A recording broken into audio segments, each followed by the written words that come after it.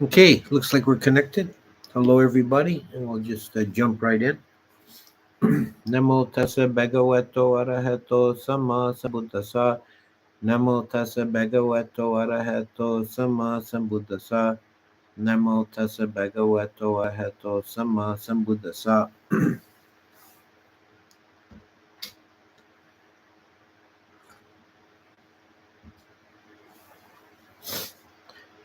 Um, I was inspired to uh, try and discourse about this topic, time and space, because lately I've been on and off reading Oswald Spengler, the German philosopher from the early 20th century. And one of the interesting insights that he has in his work is that every civilization has a unique take on space and time, and it got me thinking. Uh, he mostly deals with uh, modern European civilization compared to classical, ancient Greece and Rome. Uh, he calls the classical civilization Apollonian, and his term for the modern civilization is Faustian. And looking at the ancient Greek civilization, he said that they had no real appreciation or sense of past and future. They lived in a kind of eternal present. And he cites a number of examples. I think the most striking was in the first page of Thucydides' Peloponnesian War. He says, Thucydides says, uh, before my time, nothing of note has happened, which is a remarkable statement considering that Thucydides lived a generation or so after the Persian Wars. Uh, and Spengler's take is that for the Greeks of Thucydides' time during the Peloponnesian War, even the Persian War had faded into kind of myth, and it held the same space in their consciousness as the Trojan War. They were very much in the moment, very present oriented. And he compares this to the Egyptian civilization, which also deals with considerably.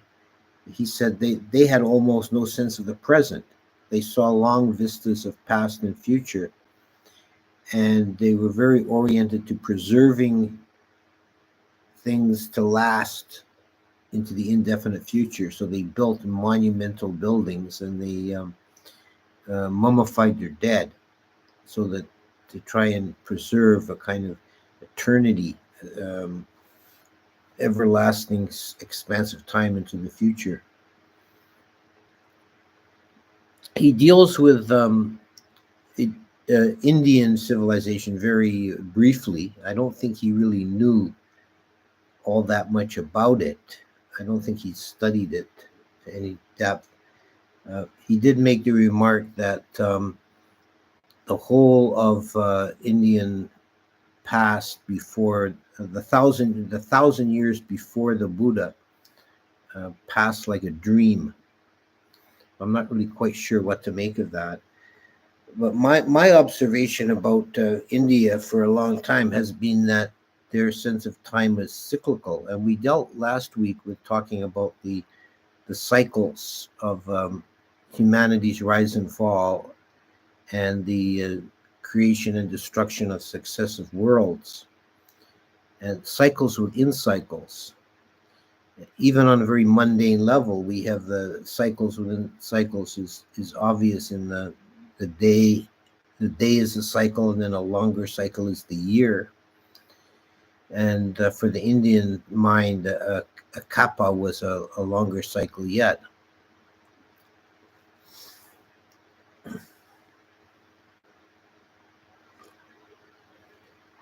And this cyclical view of time was very central to the consciousness of the Indian civilization, to their Weltanschauung. They didn't have a sense of history the same way we do. They didn't see things that had happened in the past as being important or significant, and they didn't see a progress of change, a development in any way. It was just cycles up and down. So they didn't regard their own historical past as something worth studying, but it was for a different reason than the Greeks. It's not that the Indians were limited to present moment, but that they saw time as being a fluid cycle, that things just repeated endlessly. And this is the whole sense of samsara that we're trying to understand and to escape. The word samsara comes from the verb samsareti, to wander in a circle. And there's very much that sense of samsara as being is an endless wandering, a repetition. You know, we've done this before, as the Buddha said in a series of short suttas in the sutta in the Samyutta Nikaya. The Buddha emphasizes the futility of continued existence in samsara with a number of very striking metaphors. He says, for example, if you could pile up all the skulls that you've left behind from being beheaded, either as a human or as an animal in past lives, the pile would be greater than the Himalayas. If you could gather together all the tears you shed from the loss of loved ones, that would make a body of water greater than the ocean. So this is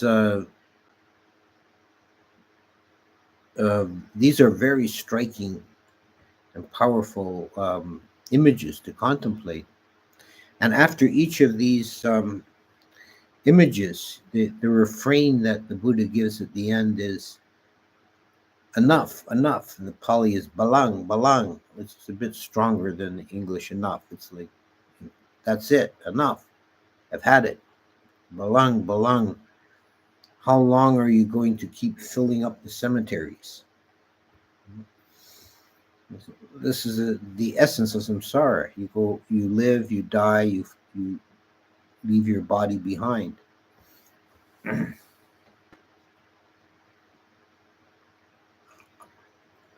And the sense is that we do it again and again. And there's no real, although there's a vast array of forms we can take, there's nothing really new under the sun in the vast infinity of samsaric existence. And so this is actually, besides the cyclicity of time, this is another aspect of the Indian view of time, is the endlessness of it. The Buddha himself, it's well known that when he was asked about the beginning and ending of samsara, he said this is one of the unanswerable questions, that the beginning of samsara cannot be known, and it's just a waste and a source of perplexity to try and figure it out or understand it. But by the time of Buddhaghosa, the great commentator, it was pretty well established in the Buddhist tradition that samsara was without beginning, and by extension without end. Samsara is endless. And this is a logical conclusion given the importance of the principle of causality that's also very well established by that time. The principle of Abhidhamma, that nothing arises without a cause and nothing arises from a single cause. There's no randomness or arbitrariness in the universe.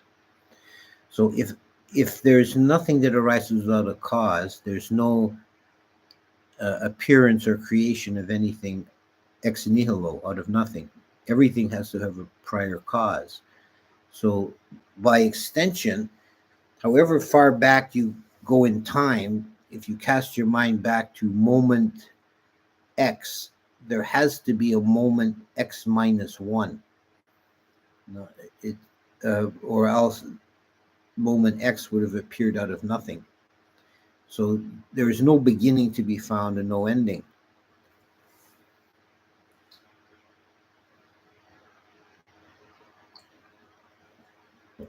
So there was this sense of the vastness and even the infinity of time. And the Indian mind was very enamored with big numbers and large magnitudes and quantities. And we saw this last week talking about the length of time of a kappa. That the kappa is a world age from the beginning to the end of a world system.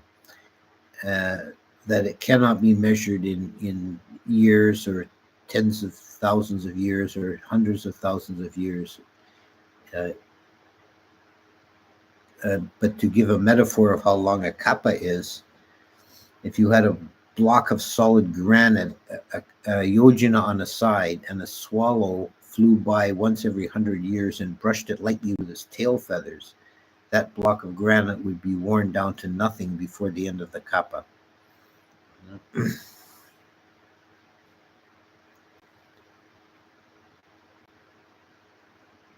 So we have Indian sense of time is vast and cyclical and without real significance in terms of events. There's no historicity to it.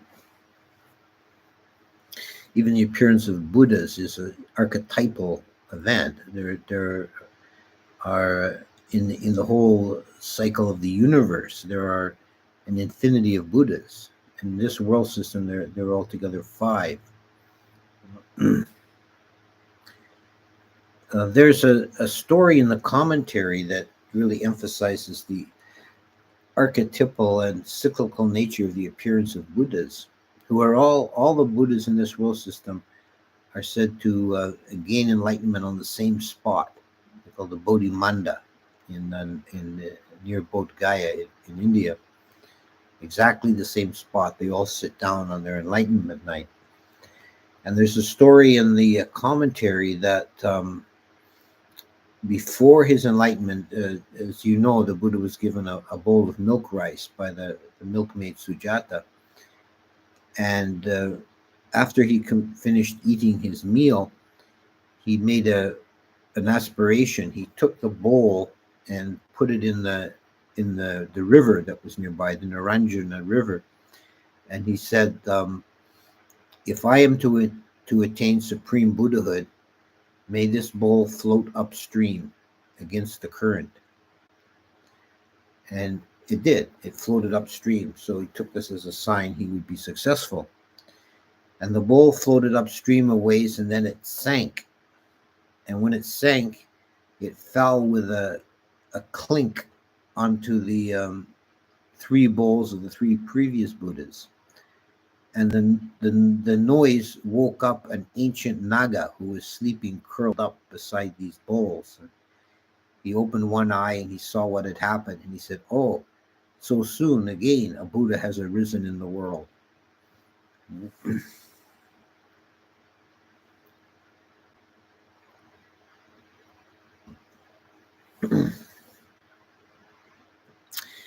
Now, one more aspect of time to look at. We've looked at the vast expanse of time in the Indian and Buddhist conception and the cyclicity, the cyclical nature of it. But in the other direction, there was also a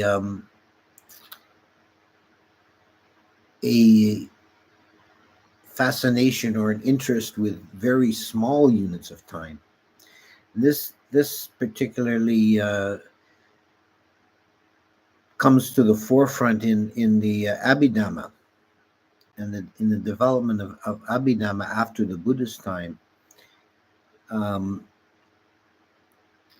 one of the concepts that became very central. It's not really original to the Abhidhamma, but became central to it in the development, at least by the time of the Abhidhamma Sangaha, the commentary on the Abhidhamma texts, is the concept of a Dhamma, which is in modern books you'll see it distinguished from Dhamma as the teaching. Although it's the same word spelled the same way, they'll often distinguish it by spelling it with a lowercase d and uppercase for Dhamma as the teaching. But none of the languages Pali is written in use upper and lower case, so this is entirely a modern affectation.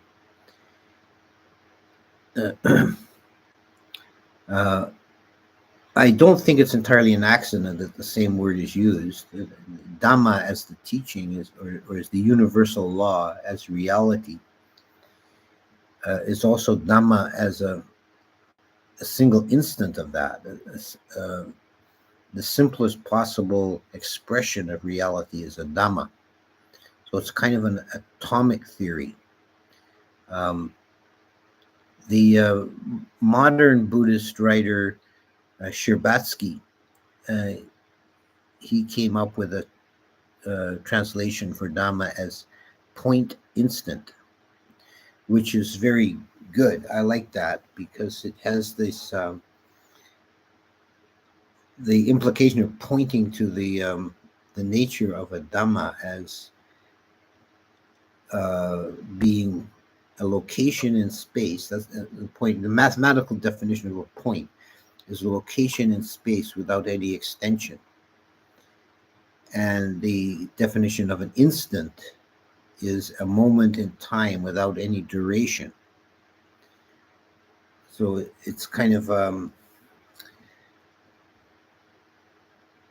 like the sense in calculus of of this kind of mathematical instant. So it's different than like a second or a nanosecond. It doesn't have a length. It's just a point in time. So this is very much in accord with the basic Buddhist principle of emptiness, of sunyata. That the fundamental unit of realities without any substance.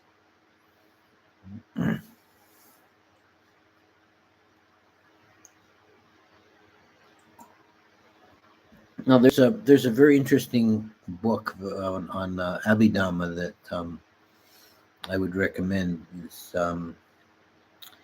called Theravada Abhidhamma by I want to say Yuttadhammo. Let me just look that up so I give you the correct name for this, the author of this book.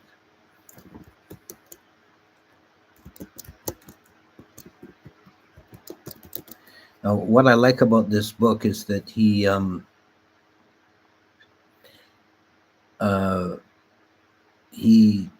takes a comparative approach, and he brings in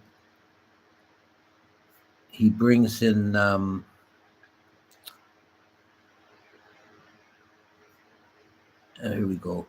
Let me just pick this up and give you the name of the author. So he brings in early controversies and comparisons between different schools of Buddhism, because the early days of the development of Abhidhamma in India, there were the 18 schools competing with each other and developing their own slightly different takes on things. And a lot of the controversies centered around the nature and definition of a Dhamma, the ultimate unit of reality. And some of the schools took the position, as I've outlined, as a point instant without any duration or extension. Others felt this was too abstract, and they said it actually had a very minute duration and a very minute extension in space. There was also controversy whether there was space between the dhammas, or the dhammas touched each other and they completely filled up space.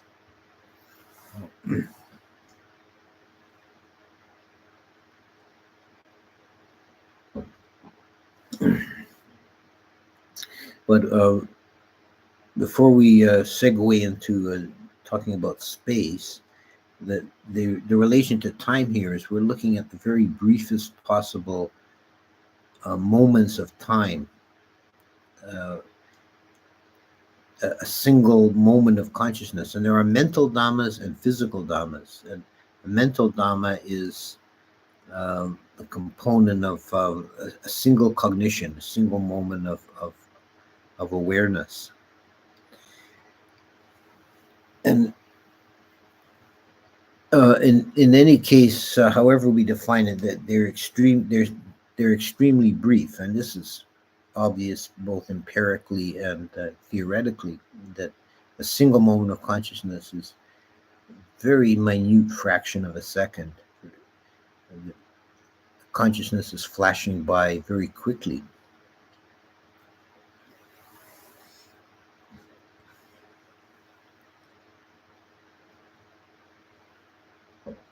There was, of course, also, I've commented on this in previous talks, as an interesting idea to think about. There was one of the big splits in Buddhist history was the split at the Third Council. It was between the two schools, the Vibhajavadins and the Sarvastivadins. The Vibhajavadins are the ones who later evolved into the Theravada and became established in South India and Sri Lanka. And the Sarvastivadins became the dominant school in northern India and had an influence on Tibetan Buddhism later. The meaning of the name Sarvastivada is all exists. The Pali would be Sabba Asti. All exists. And their distinctive doctrine was related to time. They said that past, present, and future all exist. Whereas the Vibhajavadins, and that name means the school of analysis, they said you could analyze time into the three categories of past, present, and future, and only the present is actually real. The reality only exists for a moment.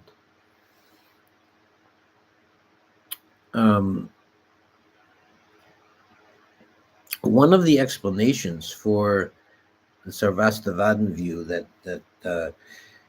past, present, and future exists is that consciousness itself is a single moment outside of time. And the rest of the universe, every other khanda, an aggregate and external object, is arising in the future and moving backwards through time. And as it crosses the threshold of the chitta, it's experienced as present moment. And then it fades away into the past and becomes a memory. So this is quite a different way of viewing time, but it's actually not too far off from some modern physical speculations.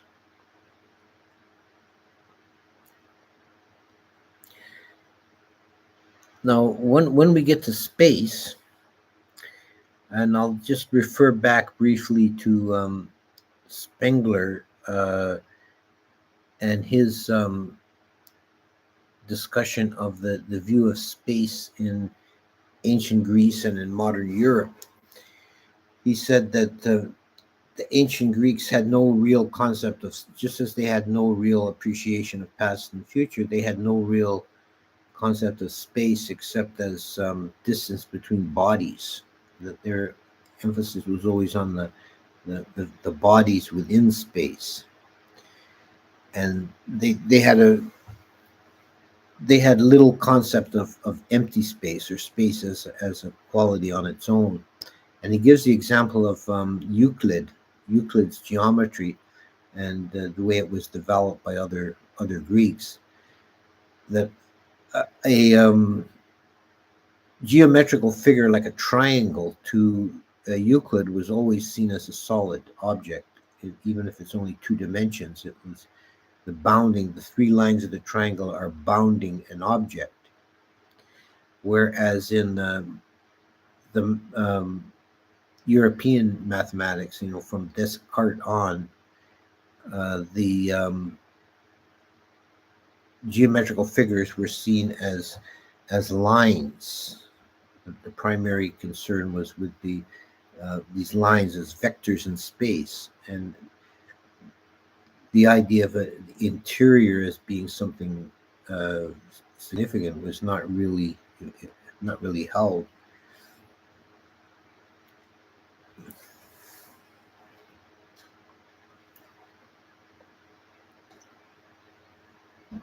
In ancient India, space was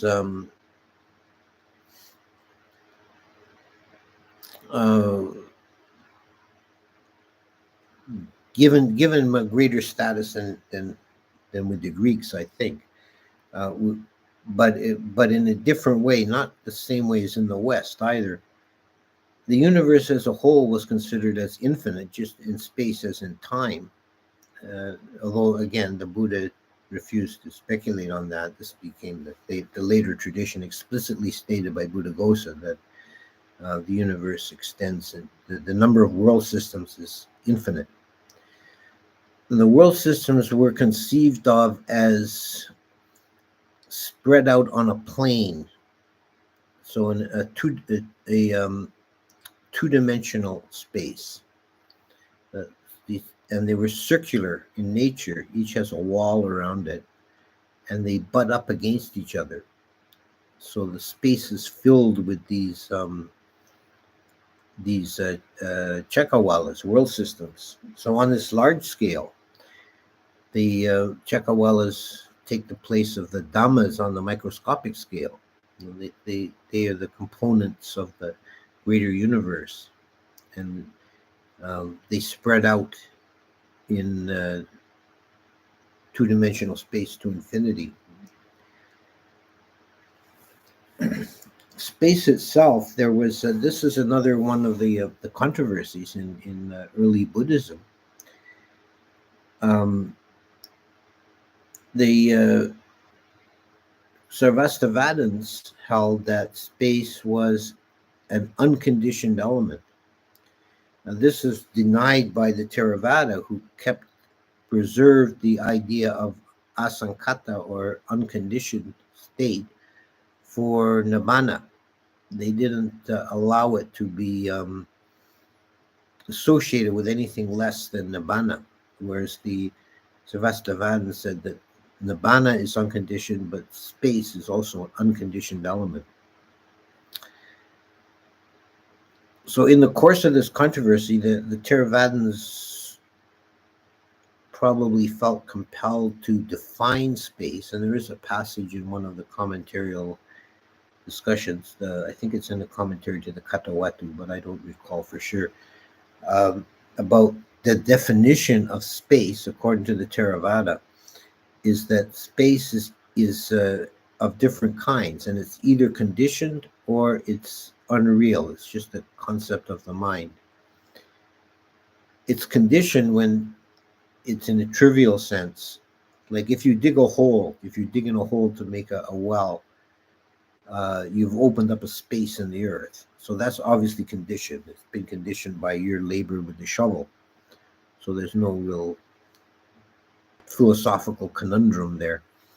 But space in the in the general sense, is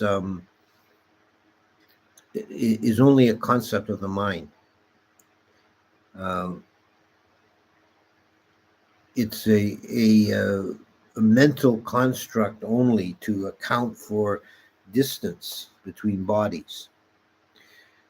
So we say that, between the Earth and the Moon, there's 186,000 miles, and this is to use a modern example, and in between is empty space.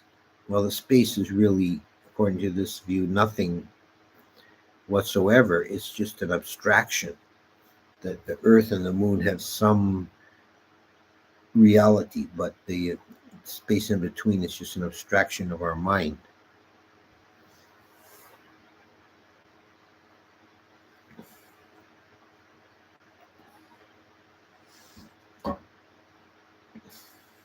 They use the same, I don't know for sure what significance this would have, but the same word akasa is used for space and for the sky. So space was definitely considered empty and actually unreal.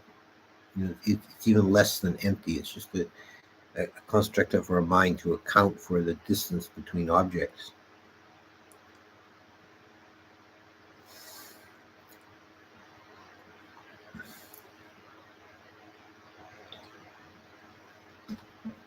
But just as in case of time, the ancient Indians and the Buddhists in particular had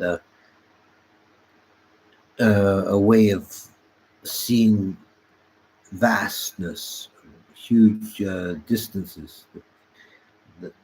So they saw space as infinite, and um, there was also an upward, a third dimension, upwards through the heaven realms and the Brahma realms. And there's a lot of emphasis about how far above the earth the Brahma realm is.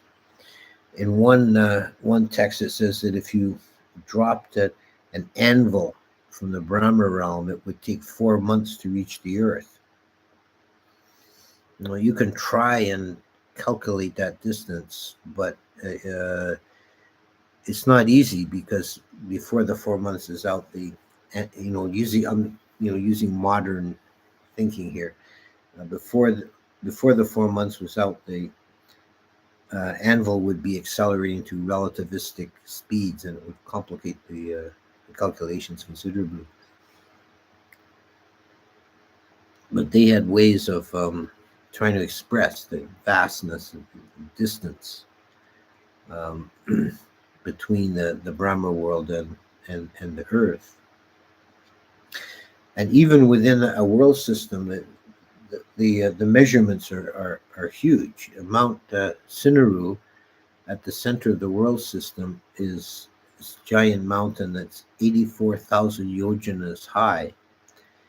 And our best estimate of the length of a yojana is probably about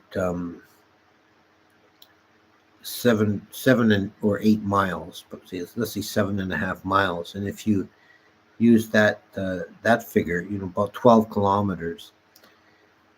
If you use that figure, the height of yojana would be considerably greater than the modern idea of the distance to the moon.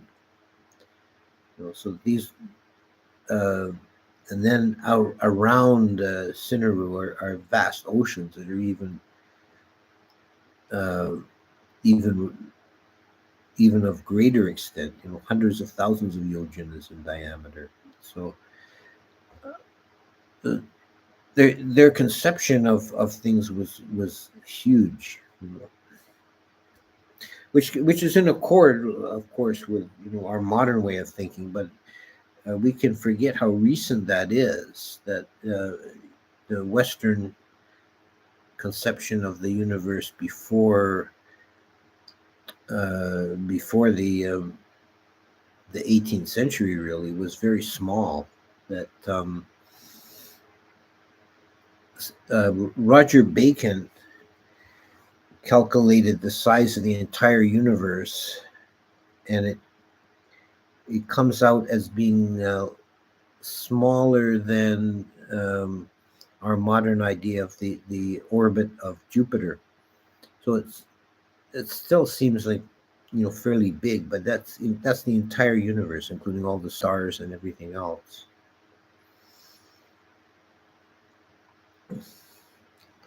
So just to summarize, the Indian view of space is vast, expansive, and empty, basically even unreal or non-existent.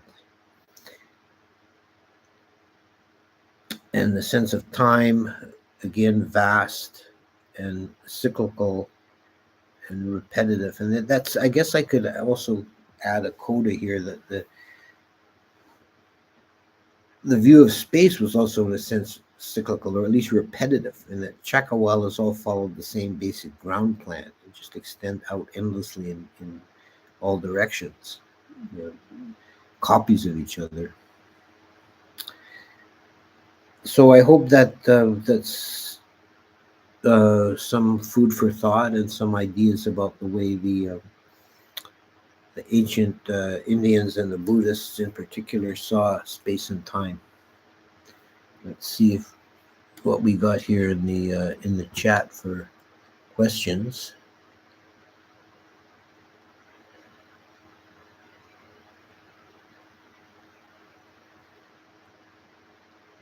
Isn't time just a measurement of change? Yeah, well, that would be equivalent. Yes, that's one way of seeing it. That would be the equivalent of the view of space as just the distance between objects. Uh, we can say time is just the distance between events. So a day is the rotation of the Earth, and a year is the revolution of the Earth around the sun. And these are events that can be observed. What if the Buddha didn't die? Will he have become the Buddha still? What if he never left the castle? Does that mean it was predetermined or what? I don't think you can say it's predetermined. I think it was, you could say, like the Buddha leaving the home life. It's not a deterministic event, but it's karmically, what's the word? Required in a way. It's like he'd made that karma for so many lifetimes that there was really no alternative. He was going to leave the house and become a Buddha in that last life. But it's not the same thing as determinism, because he built that himself over many lifetimes. He'd made that karma. Next one, multiverses, each a little different. I'm gonna just having trouble reading that. I'm gonna expand the font. There we go. Multiverses, each a little different, mostly the same, stretched out into past and futures, parallel universes, each with the same pilgrimage places, but for a different Buddha. Yeah, that's actually not far from the Buddhist cosmology. Is that we wouldn't call them multiverses, but each Chakrawala had its own. Some of them would have their own Buddhas. Many of them were dark. They were dark eons when no Buddha arises. But when a Buddha arises, then they have an archetypal pattern. So there would be again the pilgrimage places. If you could interview Saka, what are some questions you would ask him? Oh, that's a good one.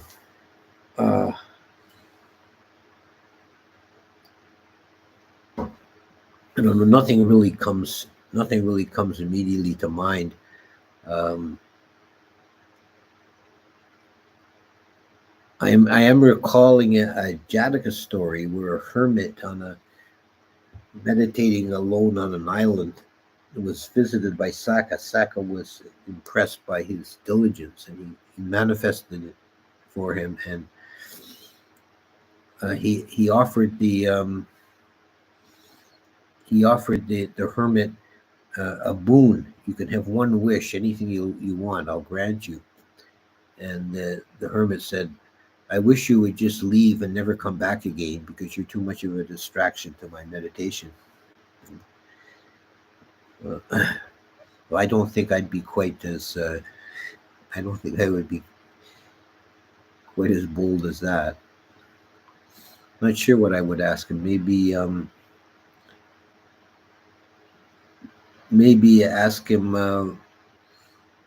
about the Buddha, because he met the Buddha.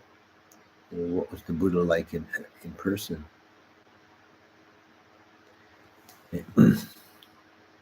What is the connection between infinite space and first Arupa realm and the space around us?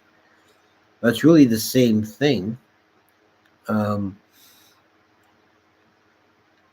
actually, thank you for that question, because that brings up another aspect of space in the Buddhist thought, is the base of boundless space. The first formless jhana is attained by removing the objects from space and just being aware of the underlying space. So it's an approach to emptiness. There's no real existential difference between that and the space around us, but there's a conceptual difference in that we're paying attention to the space rather than to the objects. Is animita samadhi, concentration of signless, same as nirodha sampati?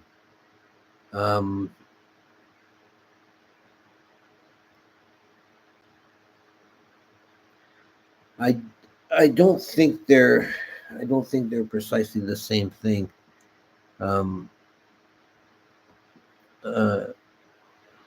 Signless samadhi is named for the entrance into nibbana through contemplation on impermanence. Nirodha sampati is a meditative state that is attained only by anagamis and arahants, which is basically an immersion into nibbana. So there's a technical difference between them. The experience of nibbana would be the same. Does oneself follow from impermanence? Yeah, all three characteristics relate to each other. I wouldn't say any of them really is primary to the other ones, but they all kind of derive from each other mutually. And because of impermanence, there's no abiding permanent self. Contemplation of impermanence can lead on into contemplation of not self, because you see no continuity here. There's just the consciousness arising to an object again and again. How does Theravada interpret the universe and the simulation hypothesis? Well, I think in a way that's a kind of impossible to answer, because the simulation hypothesis is not something that could possibly have occurred to anyone in the ancient times.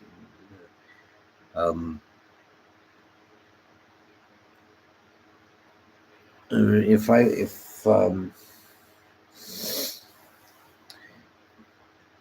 I was looking at it, I would say that the universe, the world is, I would express it this way, that it is, in a sense, a simulation, but it's a simulation of our own making.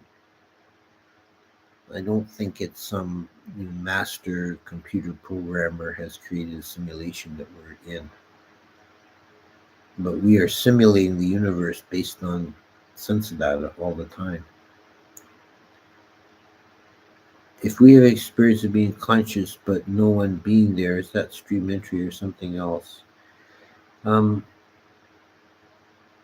I don't think that alone would be a touchstone for stream entry, um, but it's tending in the right direction.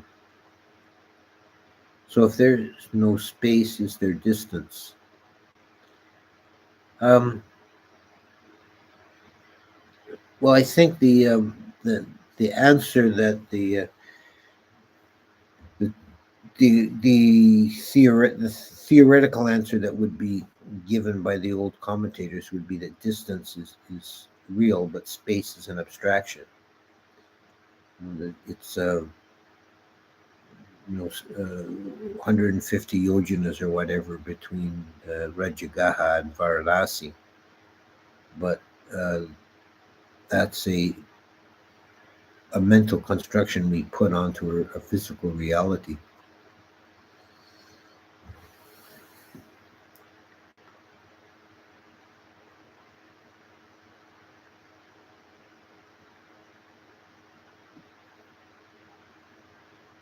Did there really existed only one type of time and space in India? There were different types of samanas and Brahmananical philosophies as well. Yes, of course, there were many different theories, and India was rife with its philosophical speculation. But I think there is a kind of uh, a broad cultural sense of these things that can be expressed in different modes, in different details and technicalities by different schools. Um, and there may even be some dissenters who completely break away from the cultural norm. But it seems to me that the idea of time being vast and cyclical was common to most of India, and which would include pre-Buddhist and Buddhist and post-Buddhist. Einstein once said, "Time was created so all events don't happen at once." Yeah, that's a clever quip. I don't have anything. I guess you could also apply that to space and say that space was created so that, else if everything was in the same point, it would be very crowded. Could Saka grant us Buddhahood, or is that outside his limits? Oh, that's way outside his limits. No one can grant Buddhahood. It has to be attained through one's own effort. Okay, I think we'll wind it down. I'll see if there's one or two more that I can answer, and I'll call it. Is the speed frequency of chitta the same for all beings, gods and humans? That is an interesting speculate. That's an interesting question to speculate about. It's not really. I don't think I've never found that really defined as such, but there is definitely a sense of time being different or experienced differently by the Dewas. That you know, there's this well-known story of the Dewa who died from the Dewa realm, reappeared on Earth with the memory of her past life, and she spent her whole life practicing for rebirth in the Dewa world to get back where she left. And she lived a long life, over 100 years, and reappeared in the Dewa world. And her friends hadn't really noticed she was gone. It was just like a few moments of their time. So that would indicate there's some difference of time flow, or maybe on the consciousness level, or maybe a difference of speed and frequency of chitta. It's possible.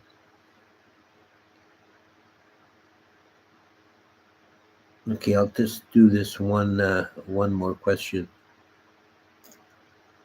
Uh, I hope it is okay to ask a question related to Vipassana.